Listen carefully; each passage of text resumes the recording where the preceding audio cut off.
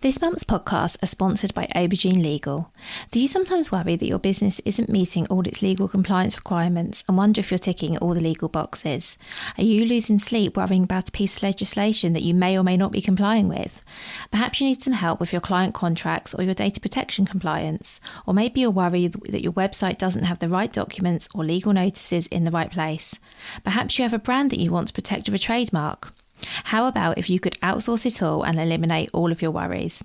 If so, then get in touch with Aubergine Legal, a friendly commercial legal consultancy offering practical and clear commercial legal advice without the overwhelming legal jargon, taking the worry away and helping you to protect your business and minimise your risks.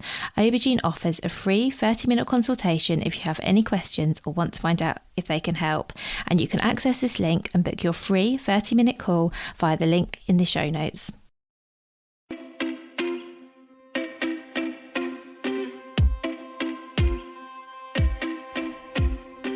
Welcome to the Bring Your Product Ideas to Life podcast. Practical advice and inspiration to help you create and sell your own physical products. Here's your host, Vicky Weinberg. So today we have an interview with Meera Bhogal from Meera's Made from Scratch. This is a really fantastic and interesting interview. So Meera helps people to understand how food can nourish their bodies and mind to support optimal health using a holistic approach which includes balance. So Meera offers all kinds of products and services which, in my mind anyway, work really seamlessly together. When I was preparing this interview, I went over to look at Meera's website and I was just blown away by everything that she has and offers. So as well as free recipes for people to download, she also sells her own food products, which she makes from scratch. We talk about that quite a bit in the interview. I haven't actually had anyone on who makes food products before, so I was really keen to find out about any legislation and compliance issues around that. And we also talked about the services that Meera offers, so her membership and some programs that she runs, and how her products and services, in my mind anyway, work together really seamlessly. So I think you're going to get a lot out of this. It's a really interesting chat, and I really hope that it just gives those of you who perhaps offer services some inspiration around products that might complement what you do, and vice versa. If you're selling products now, are there any services you can offer that help people to get more out of your products? I think this is definitely an episode that will make you think. So having said all of that, I would now love to introduce you to Meera.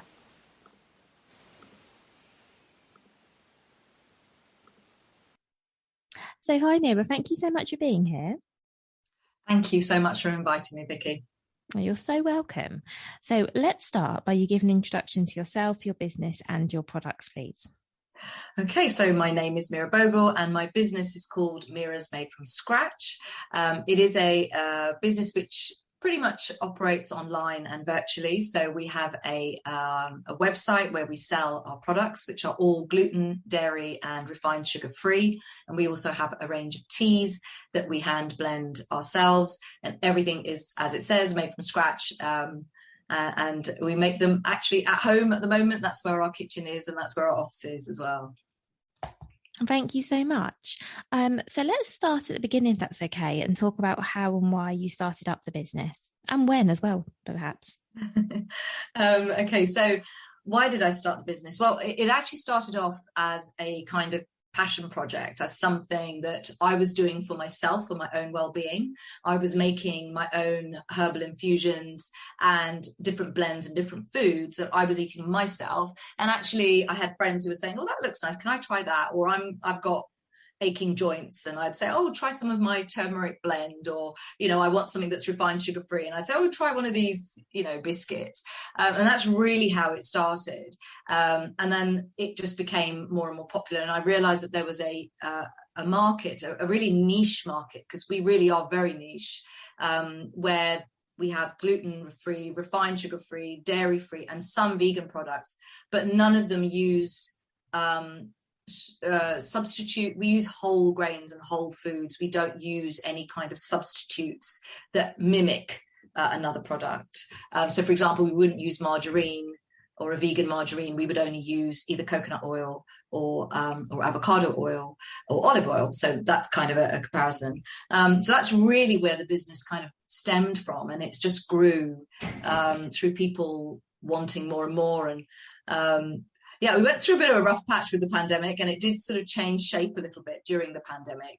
So we really did. Initially, we were a lot more in markets and looking to go into retail, but we actually physical shops, but we ended up really focusing online and creating our website and our shop. Really, that's kind of the big focus. Okay, thank you so much. And I've obviously had a really good look through your website, and I mentioned before we spoke, there's just so much on there in terms of your recipes, and I know you have a membership as well. So should we just talk a little bit about how all the elements of your business, the different elements of your business, perhaps how and when they started and how they work together? Because I think that'll give us a good basis, if that's okay. Yeah, sure. I think that the thing with me is that I've grown organically. So I've literally been, I've sort of tried to really get a lot of feedback from my customers and my clients, and really look at what their needs are. And through those needs, we've then evolved and developed. So the range that we now have in our shop has really grown because of the demands of my clients and my customers. The services that we offer have actually stemmed from, again, the needs of my clients. So if we take, for example, my menopause program, which I created again because I'd gone through something myself, and then I had a whole heap of people coming to me and saying, can you help me with lifestyle choices and changes? We then created the program, but actually realized that in order for, if people really wanted to make those changes that I had made, then they needed to eat the food that I was eating. So then the products came into the service. And that's how we offer it as a whole package. And that's kind of really where the services and the food, the actual products come into play. And really that from then on, you then build a loyal customer base who then come back to you again and again because they've enjoyed those foods. They can see the difference that it makes to them. And they, and then they stay with you. Yeah, that totally makes sense. And obviously they've got to really know and trust you as well. It sounds like if they're coming to you and saying, I have this specific problem and, how could I change my diet to help that? So that's fantastic as well that you've built up that relationship. And is there anything other than listening, which it sounds like you've done a great job of, is there anything other than listening to your customers you feel you've done in order to build that? Because that's quite a thing that you have, that they're actually talking to you and saying, Meera, I have this problem, Meera, can you help with this? I'm sure there are lots of people listening thinking, I wish my customers told me exactly what they wanted. So was there anything in particular you think you did? Well, I do a lot of free webinars. I do a lot of free content. I will host a webinar on sugar, for example, so that there's education out there. So I think education is key. So if you can educate people into why you're doing what you're doing, but more so just giving them understanding of, what might work for them and what might not. So giving them factual information, that's the first thing. From that, it then links into for me, it links into my product. So why do I not use certain fats? And I would do a webinar on, fats and that kind of thing. And then I would do another webinar maybe on sugar and just explain what sugar is and all the rest of it. And then that links into my products and why I've created these products in particular. I think giving free content is really, really, really important. I think a lot of business owners think, well, if I give free content, it means people just won't come back. Actually, it's quite the contrary. If you give free content, people will keep coming back. And eventually, there are some who will never take a bite and never come to you for your products. But there are some who will then. And once you've got them, they then become these very loyal customers that stay with you. Thank you for that. And I think also it's a great way of sort of demonstrating your expertise as well and helping people to establish trust in you. Because especially when it's something people are actually eating, I guess people like to know where it's come from, how it's made, what it contains. That's all really, I guess, for your customers, that's something that's really important. So I guess that really helps there as well. And speaking about your expertise, let's talk a little bit before we move on about food and well-being and the link between the two, because I think that would also be really good to cover. Yeah, thank you. Food and well-being, they are just interlinked, aren't they? They're just totally interlinked. The food we eat is information for every single cell in our body. Okay, it's information for the new cells that we're producing as well. So if we think about what we're eating actually having an impact on every single cell that is produced and how our cells behave as well, it's actually huge. It's totally huge. And yes, there are different factors as well. So, you've got to remember there are factors such as kind of lifestyle choices, moving, exercising, sleeping well, reducing stress. So all of those are completely working in hand with food. But if the food we're eating isn't being absorbed well enough, isn't being assimilated well enough, it's simple thing like chewing. If we're not chewing our food well enough, we're sort of swallowing it. We're reducing the first stage of that chemical breakdown of food. So food is a vital link in our mental and physical well-being. And the reason, as I said, is that is because food is that information. So, when you're looking at a plate of food, and I was saying this to somebody the other day, it's really, for me, I've now got to that point where I'm looking at, and don't get me wrong, I have an odd thing here or there, but I literally look at a plate of food and I'll think, right, okay, there's zinc, there's potassium, there's magnesium, got some proteins there, I've got complex carbohydrates. And, for me, it's now become something that's very normal way of looking at food because, I know my body needs that fuel at that point in time. So there is if there is one thing that you can start to do, in my eyes, is to reduce the amount of processed foods that you have and just start to increase the number of vegetables, plants, and variety of foods that you have, eating the rainbow. That is an absolute kind of really basic fundamental thing that you can just start to do straight away without any prior knowledge or expertise in anything. That's brilliant. Thank you. And what was it maybe that got you so interested in food and how it can help us? I've had a really interesting journey in terms of my body responding and letting me know that it's not happy with whatever it is I'm doing at this point in time. So I've suffered with IBS many years. So I was in my I would say late teens. I probably had it way before then, but it was in my late teens, early 20s that it was my brother who's a doctor who sort of thought, no, you've definitely got IBS, and it wasn't even heard of. I didn't even know what it was then. But his remedy was to give me fiber, and that's what they did at that time. Things didn't really improve, but I then, carried on, and then I ended up getting migraines, really severe, debilitating migraines after my children were born. Again, doctors were giving me lots of really heavy medication. And if I tried alternatives, but nothing really seemed to fix it. And then I ended up realizing now that in my early 40s, ended up going through menopause, so perimenopause and then menopause. So it kind of, at every stage, my body has been telling me something's wrong. And the only thing that I've learned that I have to resort back to is the food that I'm eating. That's the thing that I can just about control. But my journey has evolved from, and I see many people go on the same journey, that they go through, right, we're going to go free from, so we'll go dairy-free, gluten-free, but they substitute foods that are harmful to their body with foods that are even more harmful to their body, because they've got a list of ingredients that, who knows where they come from. And so I've kind of come full circle to, and I'm still learning, to where I am now, where I realize that actually you need to eat food in the most simplistic form. And you need to be the simpler the food, the wider the variety, the easier it is for your body to digest. So food for me literally controls how I feel, how much energy I have, how well I sleep. It has a significant impact on me. And that's really why food is just totally my passion. Well, thank you for explaining that. And yeah, that all makes total sense. And I love how your products make it a bit easier for other people to eat like that as well, because I think it's obviously, well, not obviously, but it can be more effort, I think, sometimes to eat the right food. Even something as simple as chopping up a salad for your lunch. I know it's a really silly example, but actually it's a bit more effort, not lots, but it's a bit more effort than putting some bread in a toaster, let's be honest. And I know it's a really silly example, but it's the only one I could think of because I've just cut up a salad to my lunch. But you know what I mean? You're totally right, because, and also it's habit. So you're totally right in that habitually we'll grab a slice of toast and think it's quicker and bung it in the toaster or whatever and have it with something, or we'll open a tin of soup, or we'll do something like that, rather than, as you said, get that salad and chop it up and have maybe some eggs or something with it if you eat eggs, and literally.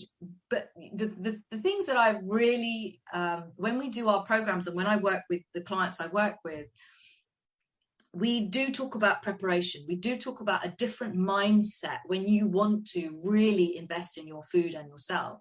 So it's a case of actually on a Sunday or whatever day it is that you happen to have off, because everybody works very differently nowadays, or a few hours that you have off, you literally get all your salads and you chop them up and you have everything, bags of lettuce, bags of cucumber, bags of whatever, everything ready. Boil up a few eggs and you've got those ready, so that actually when you do fancy that salad, it's even easier. You just grab it. But with my products, some of the products we created, and we've just had another list from our customers again to say, do you think you could create? And they've given us another list. So things like the Thai green curry sauce and the satay sauce and the soups, really, and quite a few of those kind of ready-made, quick and easy to go to things, were really created because our clients were saying exactly what you were saying. Meera, I love this. I love everything that you do, but I don't have the time to make the soup the way you make it. So I was like, okay, but it's really quick. No, but I just don't have the time. Can you make me the soup? And I'm like, okay. So, we now do our soups, and our soups only contain the ingredients that you can see that is in the soup. And there are no preservatives in them at all. So they have a very short shelf life. But our customers are willing to compromise on that freshness, and to get rid of those preservatives. That's great, thank you. And you're right, it is about convenience. I mean, I mentioned I've just chopped up a salad for my lunch. We were recording at midday. The reason I chopped up a salad before we spoke is I know when we finish recording, I'll be hungry, and if I don't have a salad cut up in the fridge, I am going to reach for a sandwich or something quicker. And it's just about making it as easy as possible, isn't it, to make good decisions around food. Exactly. So let's talk a bit about, you mentioned at the outset you were making these foods for yourself and then you were sharing them with friends. At what point did it become, okay, this could actually be a business? Was it sort of a conscious thing, or did it evolve? That's such an interesting point, actually. When we first started, and we were, when I first started doing it got to a point where I suppose my husband sort of turned around to me and said, do you know how much money you're spending giving everybody these things for free? It's like, no, got no idea. And he was like, this just is, you can't keep doing this. You're kind of feeding everybody else. And we've got a budget in our house. And it literally was as simple as that. And I did have to then say to people, look, I'm so sorry, but I am going to, and I'm not, it's really interesting. Whilst I, even with my other business, my nursery business, I'm great at ideas and I'm great at kind of seeing how things are going to work and putting things into action and creating the money side of stuff. And I know a lot of business owners can be like this, can often be a little bit tricky for me. I've got better as years have gone on, but kind of asking for money is difficult. But I did get to the point where I said, I'm so sorry, I can't keep giving you this. I will need you to pay me, even if it's just cost. And they were like, no. Some of them were like, oh, okay, well, I'm not going to do it. And some of them were like, no, this is great, and then it just kept going. So the more and more we realized that people were interested, we did have to take a risk, because we didn't have a huge client base of everybody wanting to buy from us. So we did have to take a risk and say, right, okay, we're either going to stop doing this, or we're going to invest some money and into the website and really put some time and energy into this and make it into a proper business, which I suppose is the stage we're at. And we're still growing and we're still wanting to go to that next stage, but that it's very much a case of sort of growing organically, definitely. Yeah, that's really interesting, thank you. But as you say, I guess at a certain point you did have to sort of put the website together and start looking a bit wider for customers. So how did you go about that, from selling to people that presumably knew you, so friends and family and acquaintances, to reaching a bigger audience? Can you, because I know it's hard sometimes to think back, isn't it, and think, oh, what did I do? But can you think of anything particular that you did to kind of start attracting more people? One of the first things I did was, we looked at the website and really tried to focus on that website in terms of how, because we did have a website before, it's very clunky, and it was one of those websites where we were just adding bits on the whole time. Yeah. So you ended up, it was like, this has now outgrown itself. So we need to, and it literally was a huge jump at that point where we were just like, okay, how much do we have to invest? But I needed to invest in that. So that was the first thing, was investing in a website that looked like the products I sold and looked like we were professionals at what we did and we were experts at what we did. So that was the first thing I needed, and I wanted that because for me, when you land, your landing page, where you can't, what you see initially, and we all kind of, buy with our eyes, don't we? It's sort of how glossy it looks and how nice it looks. So that was the first thing. And then really what I had to do, and I realized I had to do this, was I can be lots of things. And in your own business, you have to be everything. I've literally been back to the nursery today to cover for the cooks. I've got 2 cooks, both are off ill. So the first time in about 9 years, I'm actually in the kitchen cooking for about 150 children. But, you do have to do everything, but you need to also learn to let go and give away expertise to different people. And that is something that I'm always very keen on. So I took on board a person who helps me with PR, and somebody who helps me with my socials as well. So this is somebody who can produce stuff and generate things and really great ideas in minutes, where it would take me hours to sit here on Canva and do a little post, or how can we market this, and what should we focus on this month, and that kind of thing. So we looked at Facebook ads. We definitely looked at kind of promoting it on Facebook. We've now moved away slightly from that, but learning more about our demographic, learning more about our customers and clients, learning more about where we could get them from. All of that was, so the analytical side of stuff was actually quite important, and more important than I suppose I realized or knew in the beginning, but I knew we needed to do it. I knew it was a very different business to the nursery, which is a building, and children come in. This was a virtual, and my customer could be anywhere in the country. So yeah, that was definitely some of the things that I did to kind of try and get a wider audience. That sounds great, thank you. And it's, yeah, you're right, it must be quite a leap of faith. In fact, well, I know it is a leap of faith, isn't it, to go from, I'm doing this as a hobby, or I'm doing this as I'm saying in quotes, small business, to actually, okay, this is going to be a real thing, and I'm going to start seeking expertise and paying other people to help me. That is a huge step to take. So then let's talk a little bit about the sort of the practicalities, because I'm always interested in this stuff, and I know that everyone listening is as well. I guess the first question I have is, so obviously you mentioned you're making everything at home and in your kitchen. So do you make to order, or do you make up batches? How do you manage it? Because I know you have your nursery business as well, and all of the other things you're doing. How do you physically make everything?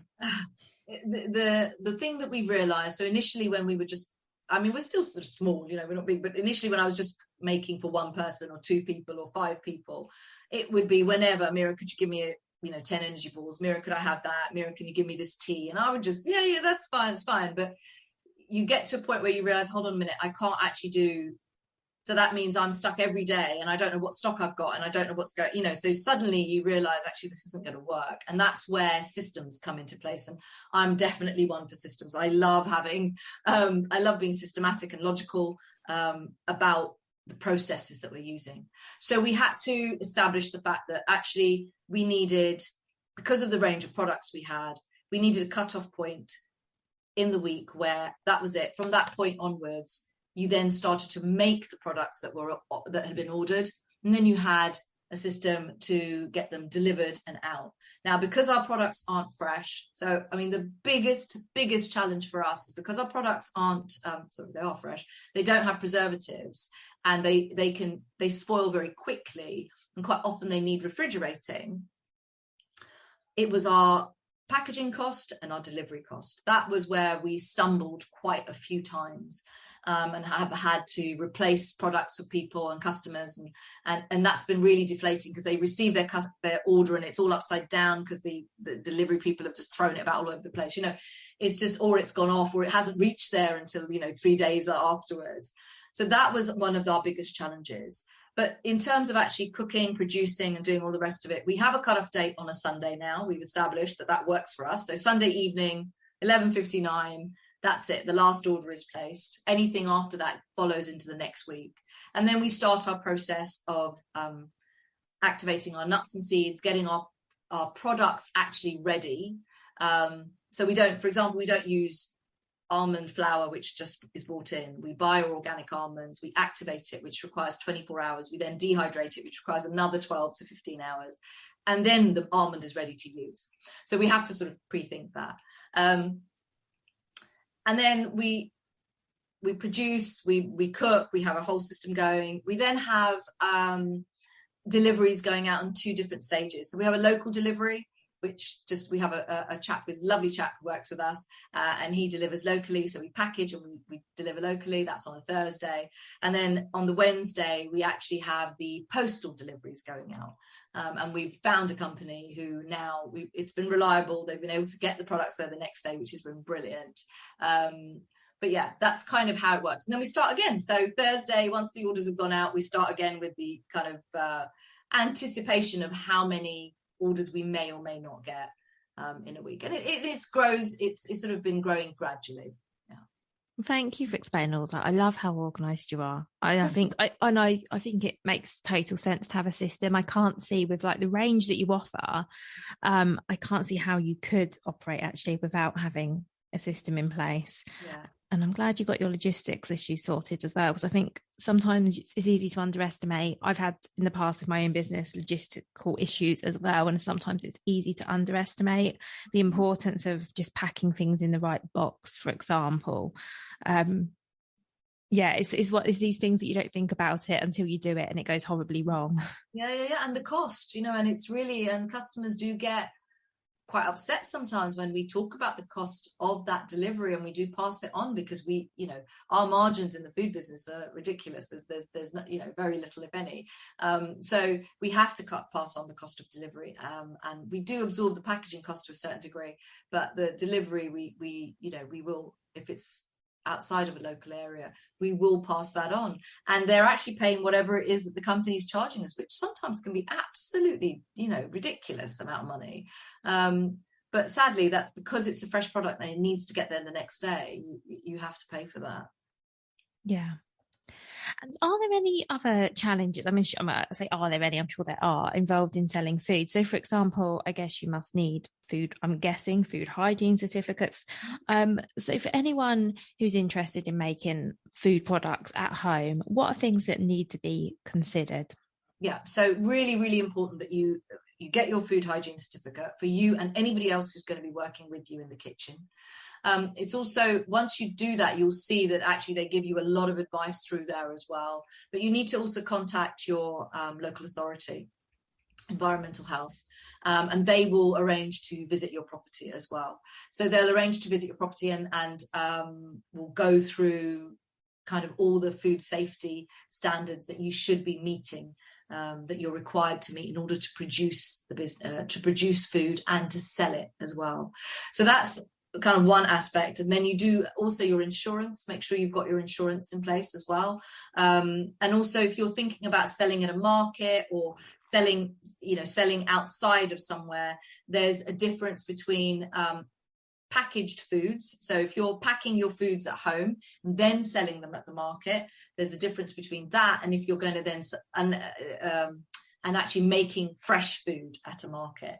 So if you were going to actually make some soup right there and then, or make a stir fry or something, let's see, see all those stands, that requires a slightly different sort of insurance level, and also inspection and hygiene level, food hygiene level as well. So if you're thinking about just packaging, producing and selling, real basics are definitely get your food hygiene and then contact your local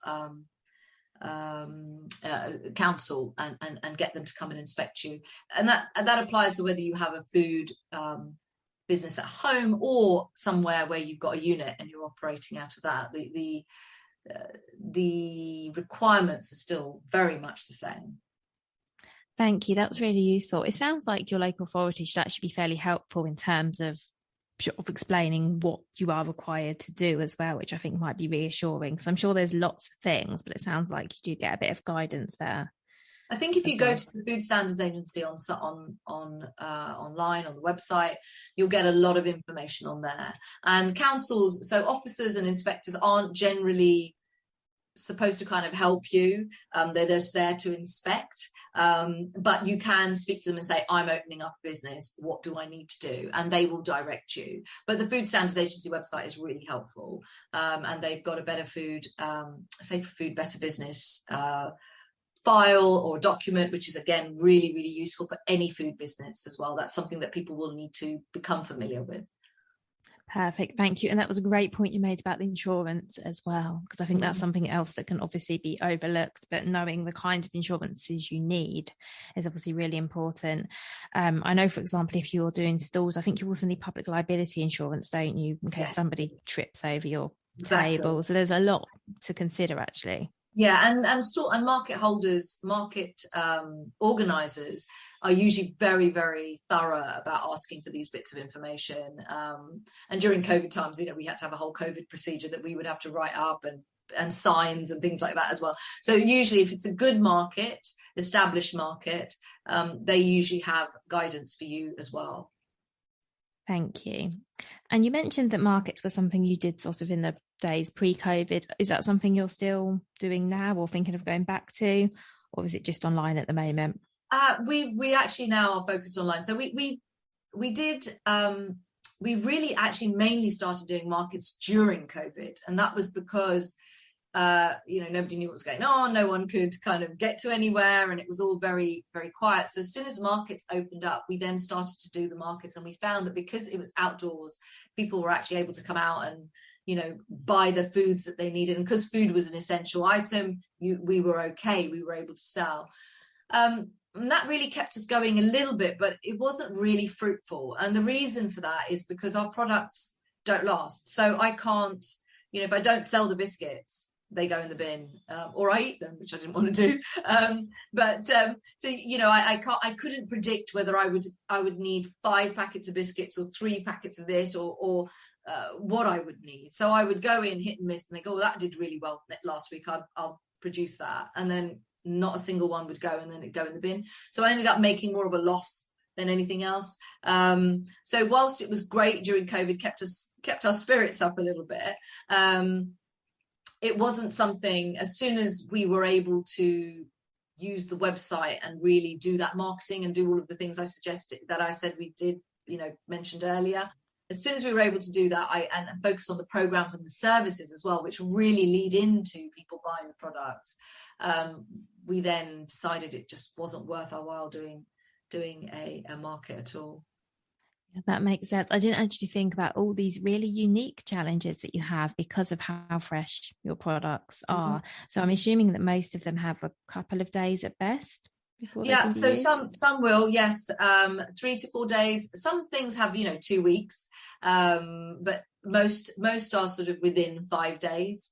But a lot of things you can freeze. So with our products, we always say, we give you really good, clear instructions about how to use them and how to store them, because that really helps with your experience. So, for example, our caveman wraps that we make, they're dehydrated and they're great to freeze, and they're actually individually wrapped. So you actually just stick them in the freezer. When you want to take them out, you take one out, and they defrost very, very quickly. But they also stay in the fridge for ages, and they're really good. So 2, 3, 4 weeks are absolutely fine. But then something like, say, our coconut cookies or our energy balls, because they've got no preservatives in them, sort of 4 to 5 days is probably the maximum. But something like our almond milk, so we make activated almond milk, which has 15% almond, no preservative, literally just water, salt, and almonds. And that really is about, again, 2 to 3 days in the fridge. But again, with something like that, we say, do you know what? Freeze it into little ice cubes, and then you can use it as you need to use it.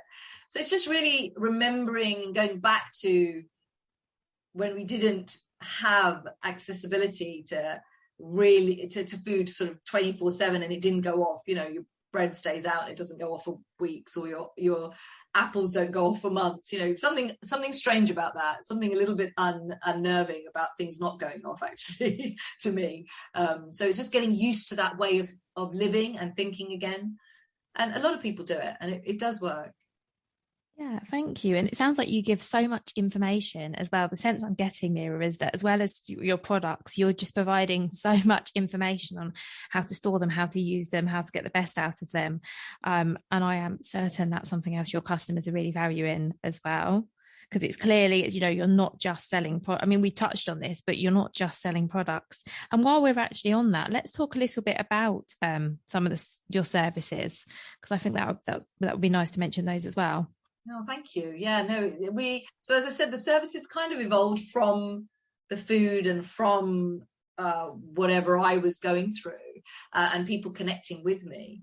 So the services that we offer are we do a couple of programs. So we work bespoke one-to-one. We offer bespoke one-to-one programs. And really what we do is we take a scientific approach. So I have a team of wonderful experts and professionals that I work with. So I have a functional nutritionist, I have PTs that I work with, I have yoga instructors, Pilates instructors, and we all work together and also a coach as well. So we all kind of work together with our client, depending on what the client's needs are. So if somebody comes to me and says, I'm finding I'm getting bloated, I can't do this or that or the other, I'll just say, right, what we need to do, let's sit down, go through everything, and actually, okay, perhaps you should get a blood test with a functional nutritionist. And then perhaps if you've got issues with food, maybe you need to talk to a coach, and let's create a program for you. So those are bespoke one-to-one programs.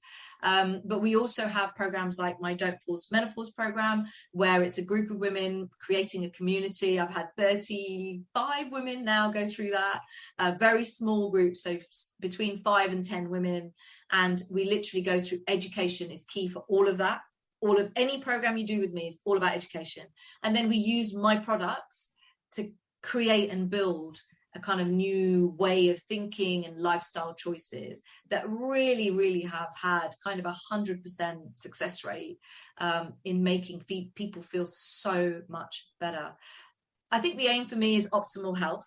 Doesn't matter what condition you are presenting with, it's how can we get you to live in optimal health with whatever you have, going on right now. So all of that feeds into the products, because we use those products to help people feel better. That's amazing. Thank you. And I mentioned before we started recording that when I was looking at your website, the overall sense I got is that you do a lot and you offer a lot, but it's all so integrated. And it's a really nice example of products and services supporting each other.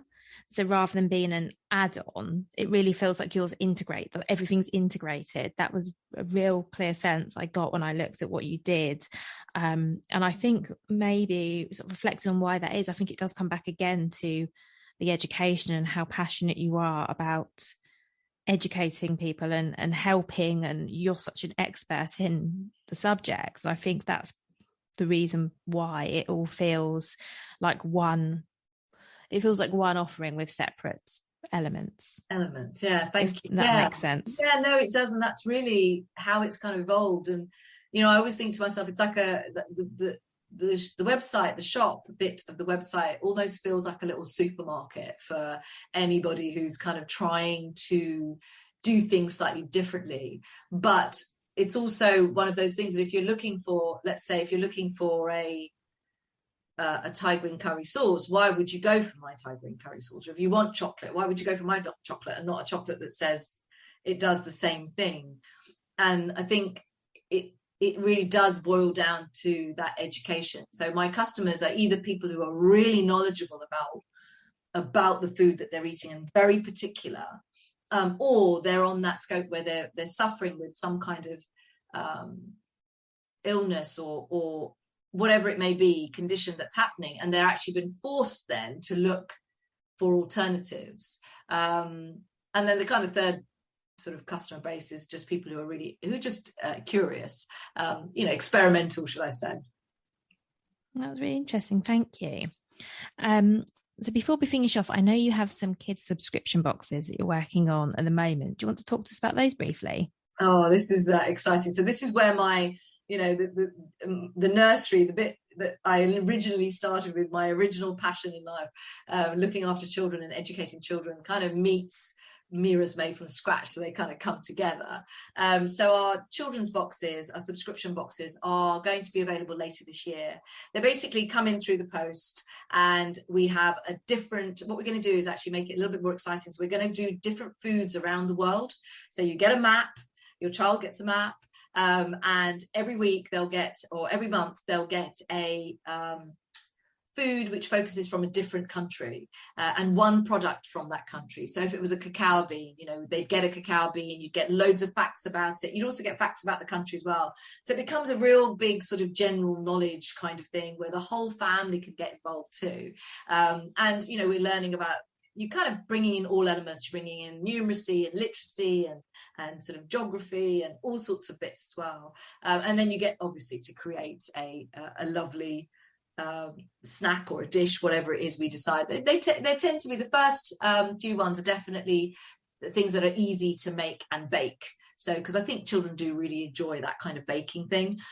So getting all that. So you get all the ingredients, the dry ingredients, and you just have to buy the wet ingredients, and recipe cards are there so you can store them and keep them.